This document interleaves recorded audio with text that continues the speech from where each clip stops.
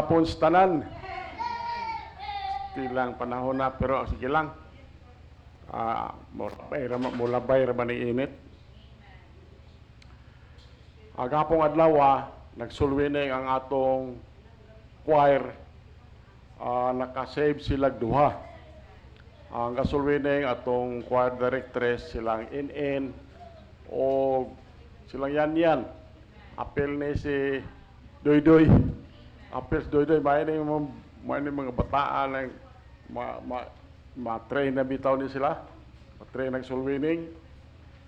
Dayon, ang atong trucks distribution nagpadayon.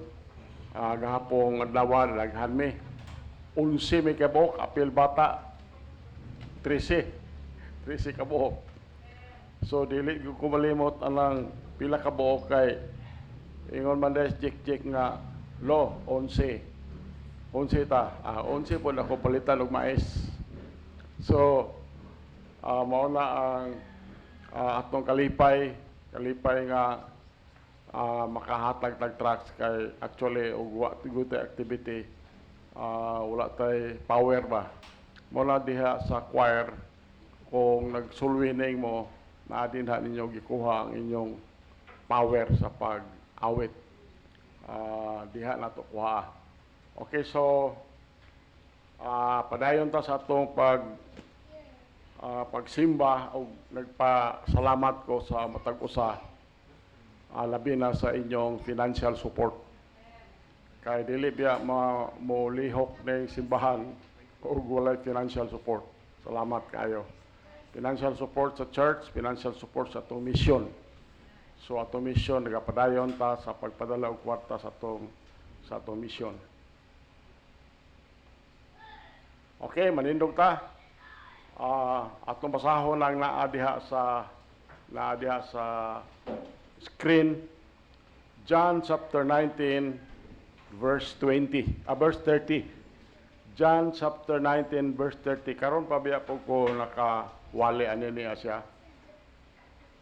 Okay na mo? Okay, John chapter 19 verse 30. Ready, read. When Jesus therefore had received into yours, he said, "It is finished." His father said, "Bring up the ghost." Apo ta amahan na mo langit nun, buhi na mo nga Dios. Salamat kay Ginoo sa among nagapadayon nga pagsimba kanimo amahan. Bisan aning panahon nga init. Pero sa gihapon Ginoo, magapadayon kami. Salamat kay Ginoo sa among Sunday School sa Kahamptong. Salamat sa wisdom imong gihatag sa among Sunday School teacher. Dili sayon ang magtudlo Ginoo. Salamat usab sa among Sunday School teacher sa mga kabataan amahan. Labi na nga lisod kay magtudlo og mga bata, Lord. Tungod kay kanay mga bata lihok kayo. Apan salamat kayo sa atong Sunday School teacher o iyahang assistant nga nagapadayon sila diha aman sa pagtudlo sa mga bata. Salamat usab sa manindot nga awit sa choir bisan sa ilang sulwining hapong adlaw duha ang na-save Lord. Salamat kayo. O among ipasalamatan ikaw amahan sa matag usa Ginoo, ikaw na sayod sa matag usa nga nag-support financially aning imong buluhaton. Amahan nga sayod ko nakita nimo ng mga nag-support financially Lord, nakita na nimo og ikaw among ipangamuyo nga magapanalangin ni ana kanila. Kay mao na ang imong saad Lord, imong saad nga magapanalangin ka ni adtong kinsa nagalihok, naga-support sa imong buluhaton. Salamat kay amahan og among pangamuyo nini nga kahaponon Lord, samtang kini imong ulipon maghatag sa mensahe. Ang imong presensya akong ipangamuyo Lord, tagay ko kini imong ulipon o igsusulti. Ngamuyo kong maabog ang evil spirits, pinagisdugo ni Jesus Christ, o kini imong ulipon Lord, o the whole building, tabonis bililhon mo dugo. Amahan mo langit nun, kini among pagampo, pangaliw po kanimo, isalig na mo ang tanan Jesus Christ, among bugtong personal nga manluwas. Amen. Okay. Ingon din sa atong gibasa sulat ni John, busa siya busa sa diha nga si Jesus nakadawat na sa suka, siya miingon, kini natapos na. O siya biduko sa iyang ulo o mitugyan sa Espiritu. So, ang ato mensahe, naguluhan ni siya og it is finished. Kaning it is finished, ang ato mensahe ani niya, kung makarelate siguro mo, pirmiro na itong mensahe in the month of this month, katong triumphal entry. Gikan si Jesus Christ sa Bethany, sunod niya ang mga tao, then paingon siya sa Jerusalem, daghang tao misunod niya. Then, nahibalo man siya unsay sangputan niya pag-adto niya sa Jerusalem. Then, gilansang siya sa cross. Paglansang niya sa cross, diha na siya sa cross, diha na siya sa cross. Bisan pa dunay duha ka kriminal sa kilid niya, ang isa ka kriminal na save. Muna ito mensahe atong isang Domingo. Ikaduha man siguro itong gisulti ni Jesus Christ, thou shalt be with me in paradise. Kaniniya, ikaunom ni. Ikaunom na gisulti ni Jesus Christ. Kaya pito man niya sila, pito ka messages. Di man nato kada isa ka message ano niya, isa man ni kawalihan. Pero dili mawali nato tanan kay upat ramang ka Domingo ang usa ka ang April 4-5 ana siguro. So dili nato mawali tanan. Anyway, do na pa may panahon mawali nato. So kani ikaunom, ingon diri, it is finished. It is finished. So mao na uluhan sa itong mensahe ron, ikaunom ni nga gisulti ni Jesus Christ samtang siya dito sa cross. Okay, mga igsoon,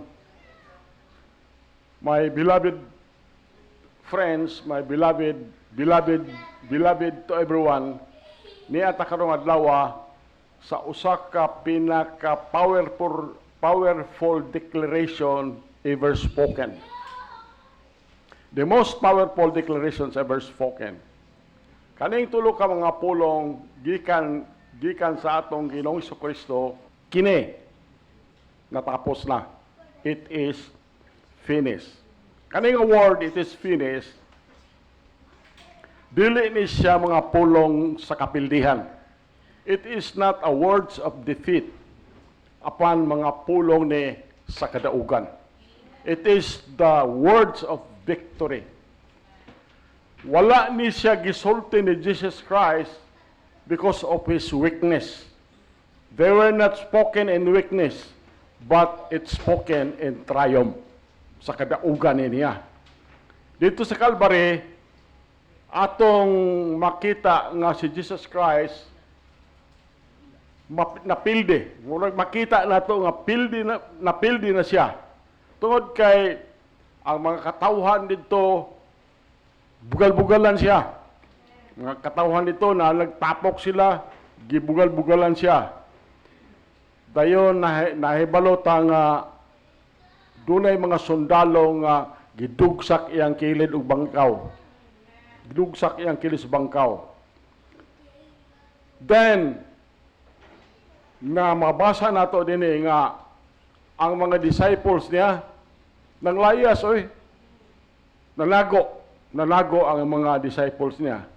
Yet in that very moment na nang taknaa ang langit mipahayag sa kadaugan pinaagi atong tingog sa usa ka nag-antos nga manuluwas. So heaven declared victory through the voice of the suffering Savior. Ang iyang gisulti nito, it is finished. It is finished. It is finished is not the end of life. Kung itong gingon niya, kini natapos na, dili na katapusan sa kinabuhi. It is the completion of a divine mission. completion of a divine mission. So, mao niya ang first point na to. The first point is the completion of His suffering. The completion of His suffering.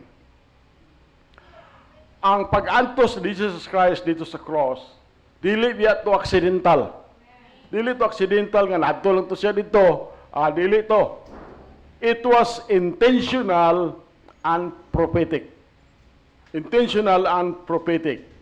Mabasa nato ni sa Isaiah 53:5, kaning Isaiah 53:5, gasulti si Isaiah ani niya siya prophecy 712 before Christ. 712 years before Christ.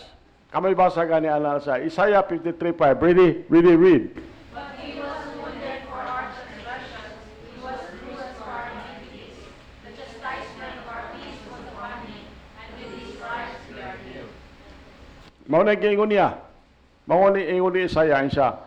Apan siya gisamad-samaran tungod sa atong kalapasan, tungod sa akong kalapasan, tungod sa inyong kalapasan.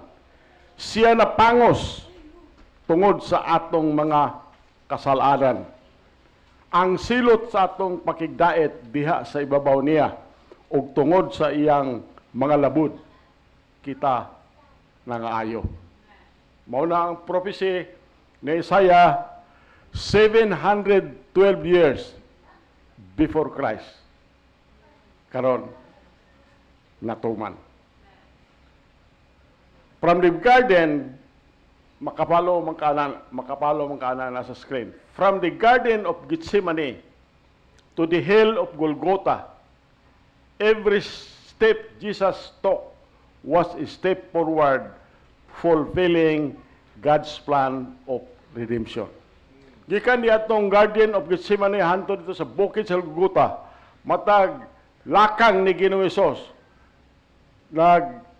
Iyatong mga lakang paingon sa pag-fulfill sa plano sa Ginoo nga luwason ang tao pinaagi sa bililhon niyang dugo. Number 1, he was betrayed by Judas. Number 2, he was denied by Peter, iya mismong disciple. Number 3, he was mocked by soldiers. Number 4, bunal-bunalan siya, scourged and crowned with thorns. Gipurong-purungan sa mga tunok. Then, gilansang siya dito sa cross. When Jesus said, "It is finished," He was declaring the suffering required for sin has been fully endured. There was nothing more to add. Dili na ni siya dungagan pa. Dili na siya dungagan pa. Tungod kay ang cup of suffering had been completely drained. Ang kopa sa pag-antos wala na sulod. Completely drained. So mao na siya. Number 2, it is the fulfillment of prophecy. The fulfillment of prophecy.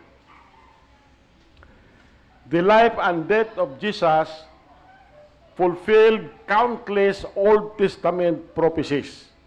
Mabasa nato na Psalm 22:16 and Psalm 69:21. Kamay basa ng Psalms 22:16. Ready, read. For dogs have compassed me, an assembly of wicked compose me, they pierce me and make me. Psalm 69:21. Go. They also fall on my knee, and my curse became healed with the Lord in me. So, mao na akong gisulti ganiha, ang kinabuhi ug ang kamatayon ni Ginoong Hesus nagfulfill na sa daghan nga mga Old Testament nga mga prophecy. Even in his final moments, bisan pa dito sa final niyang panahon, Jesus fulfilled the scripture precisely when he said, "It is finished." He was declaring every prophecy concerning the Messiah has now been fulfilled. God's word is faithful. Ang pulong sa Ginoo matinuoron yun. Walay usa ka saad nga napakyas. Walay usa ka saad nga nakapakyas. Kana lang gusto na to ibutang yun sa tong huna-huna sa tong kasing-kasing pagbasa na to sa Biblia. Not one detail was missed. Bisan pinaka-detailed nga gisulti sa pulong sa Dios nga prophecy ba o unsa ba diha tumano na si Ginoo. Why? Because God's word is faithful. Number 3, the payment for sin was completed. Ang bayad sa sala na kumpleto na. The greatest meaning behind it is finished. Ang pinakadako gyud nga atong masabtan taliwa sa luyo ni ining giingon kini natapos na, it is finished, is that the debt of sin, ang utang sa sala hingpit ng nabayaran.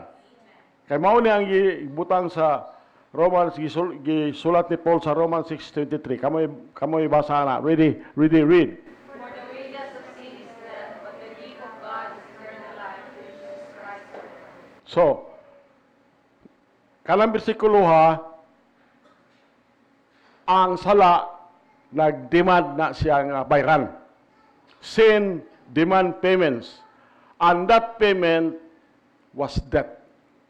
Ang bayad ana kamatayon. Pero ang gihimo ni Ginoong Hesus, Jesus took our place. Si Ginoong Hesus mo'y nagpakamatay dito sa cross. 2 Corinthians 5:21. Kamoy basa lang 2 Corinthians 5:21. Read. For the other made him to receive for us who knew no sin, that we might be made the righteousness of God in him.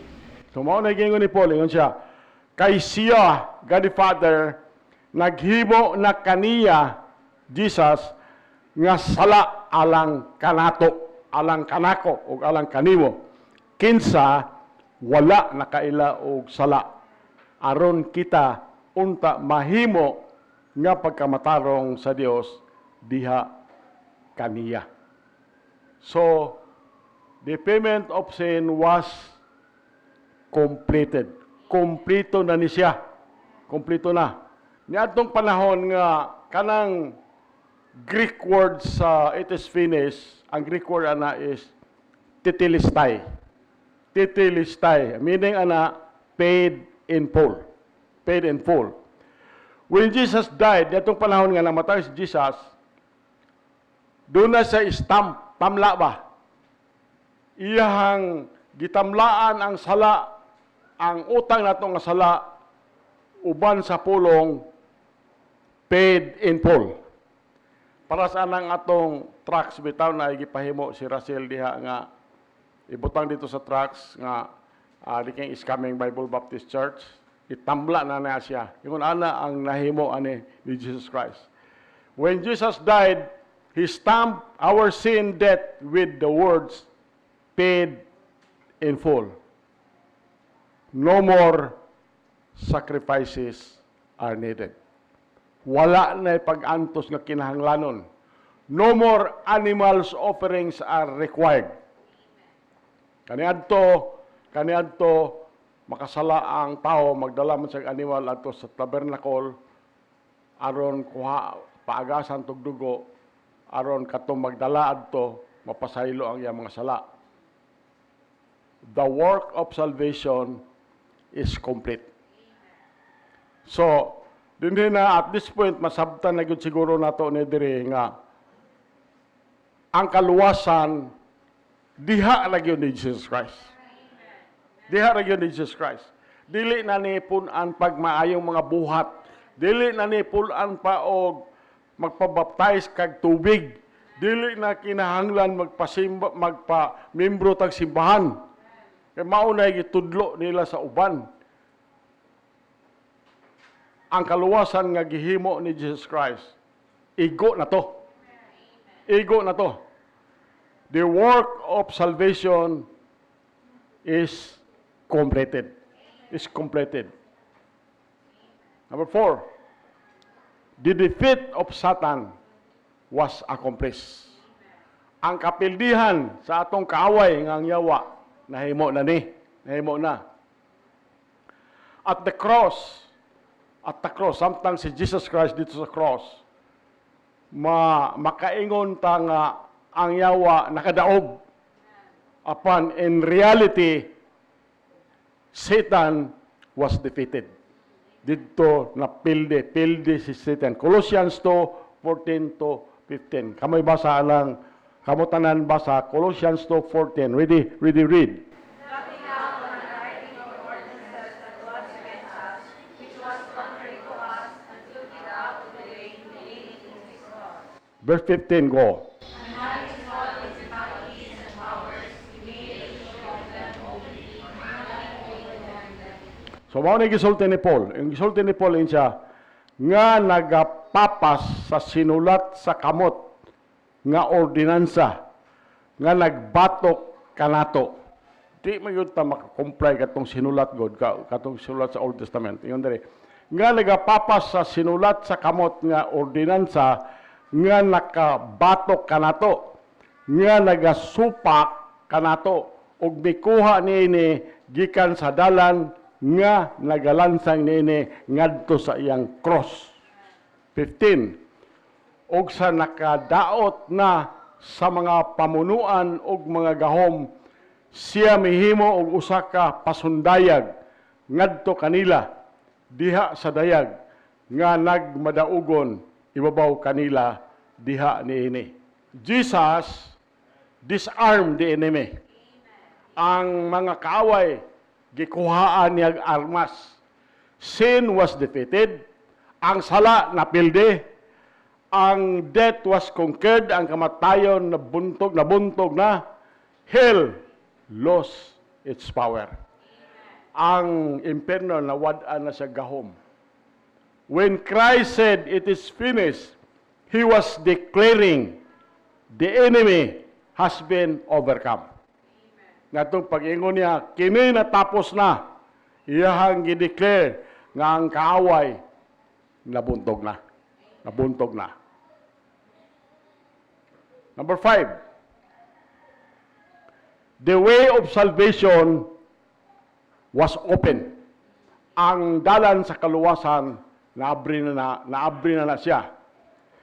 Because of the finished work of Jesus, because of the finished work of Jesus Christ, salvation is now available to all. Available to all. Hebrews 10:19 to 20. Kamoy basa ng 19. Ready read. Having therefore, brethren, boldness to enter into the holiest with the blood of Jesus, Verse 20, go. when you are leaving faith in the kingdom consecrated for us through the veil that is this day in the flesh. So, ako na i-explain. The veil of the temple, ang templo God, ang templo doon na siya kurtina, baga kaila nga kurtina. Dito sa sulod na ang Holy of Holies, karendere holy place. Now, ang makasulod ang templo sa usa ka tuig katurang chief priest, the highest priest ang makasulod na siya. Now, aning panahon na ang veil sa templo nagisi na gikan sa ibabaw paingon sa ubos, top to bottom. Unsa may bot pasabot ana? That is signifying that access to God was now open. Ang bot pasabot ana siya nga ang pag kita at any time pwede ta makaduol sa Dios sa unsang panahon. Dili na ta magkinahanglan pa og human priest kanang chief priest kanang tao nga atong sultihan para ta makiistorya sa Ginoo. Kaniadto God sa Old Testament ang tao dili makadiretso sa Ginoo. Ang tao mo makiistorya sa siya pare, ang pare makiistorya sa Ginoo. Ang Ginoo sa una, mag-iistorya sa tao, ngadto sa propeta. Ang propeta, mag-iistorya sa tao. Ingon ana, kaniadto. So, kani nga case nga, the veil in the temple was torn from top to bottom, that signifies that access to God was now open. Dili na ta magkinahanglan og chief priest nga tao, human priest. Because Jesus is our high priest. John 14:6 ingon dito, Jesus said unto him, I am the way, the truth, and the life. No man cometh unto the Father but by me. It is finished means the door to God is now open. Ang pultahan nga ito sa Ginoo, abri na. Abri na. The way of salvation was now open. Number 6, the assurance of our salvation. Ang kasiguruhan sa atong kaluwasan.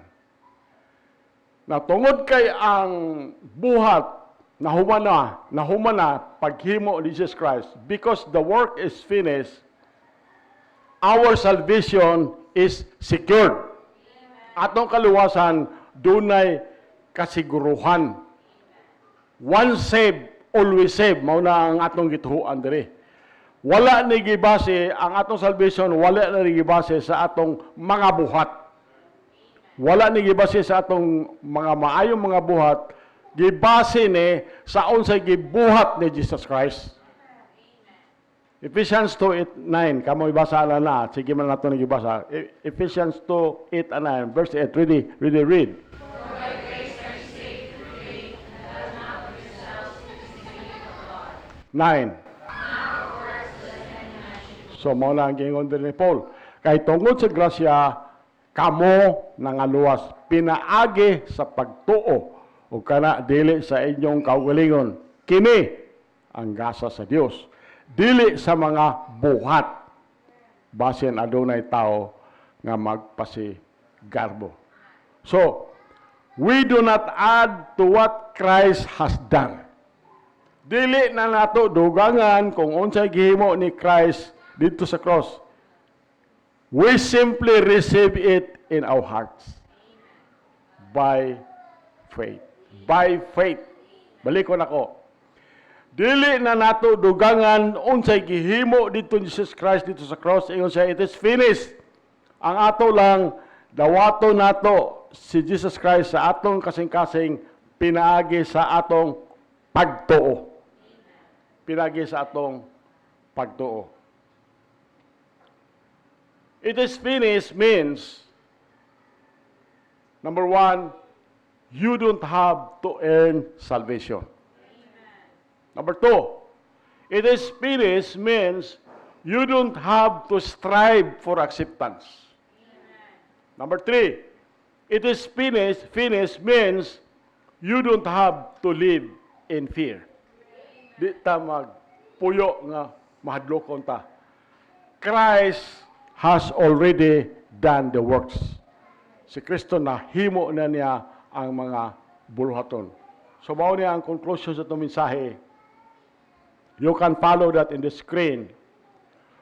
When Jesus cried, it is finished, He was not saying, I am finished. Balik ko na ko. When Jesus cried, it is finished, He was not saying, I am finished. But rather, the work is finished. The work is finished. Ang buot pasabot ana, the suffering is complete, the prophecies are fulfilled, the sin debt is fully paid, the enemy is defeated, the way of salvation is open. Unsa may nabilin ani alang kanato, ang alang kanato is respond to it. All that remains is for us to respond. Ingon din sa Acts 13:31, and they said, believe on the Lord Jesus Christ, and thou shalt be saved, and my house. Ako pangutana, will you trust in the finished work of Christ today? Do not try to add to it. Ayaw na pagsulay nga dugangan pa nato ang gihimo ni Jesus Christ. Then, do not delay in receiving it. Ayaw nagdugay-dugaya pagdawat si Jesus Christ. Do not reject what has already been accomplished for you. Come to Jesus. Not to begin the work, but to receive what has already been finished. So, it is finished. Ingon siya, it is finished. Is not a cry of despair. Dili to hilak sa pagmahay. Usa kato sa singgit sa kadaugan. It is a shout of victory.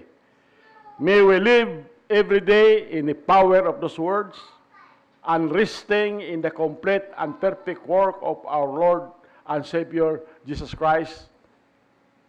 Magkinabuhi bata na. Amen? Nidog ta, makampo ta. Mahal na mo langit nun, buhi na mga Diyos. Salamat Ginoo na nga mensahe. This is the first time nga gihatag ni nga mensahe na imong lipon o balaang espiritu. Salamat kanimo. Salamat sa imong pagpasabot, sa lalom nimong pagpasabot ni nga mensahe. Ako gipangamoyo amahan nga ang matag usa makasabot niini nga dili na namo dugangan ng kaluwasan, Lord. Unsay nahimo ni Jesus Christ dito sa cross, humana ang kaluwasan. Mahal naman langit nun, among ipangamoyo kanimo Ginoo nga kini nga mensahe ma-share pud ni ngadto sa uban amahan. Kini among pag-ampo, pangaliw po kanimo ang tanan niini.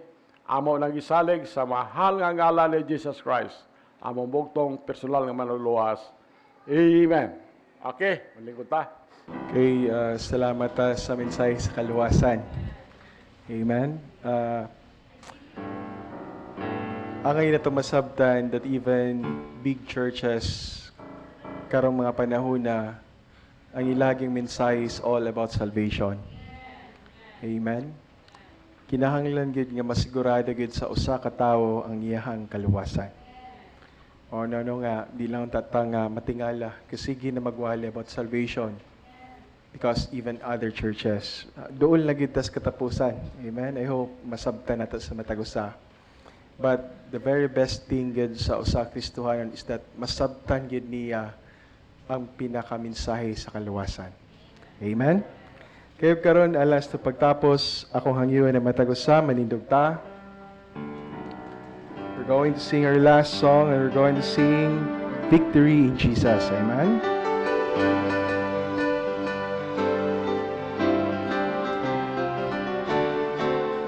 Okay, first stanza, ready, sing.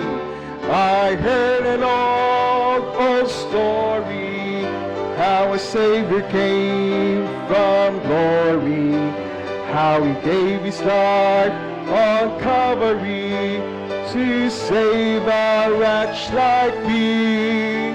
I heard about His groanings, of His precious blood's atoning. Then I repented of my sins and won the victory. Oh, victory in Jesus, my Savior forever. He sought me and bought me with His redeeming blood. He loved me, I knew Him, and all my love is cheering.